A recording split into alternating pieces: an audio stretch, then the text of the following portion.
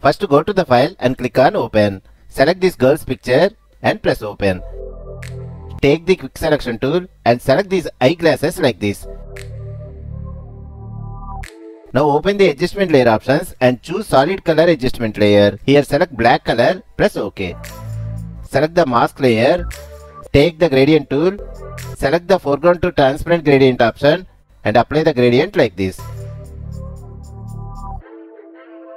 Now go to blend modes and choose screen. Double click on this layer thumbnail. Now you can choose any color you want.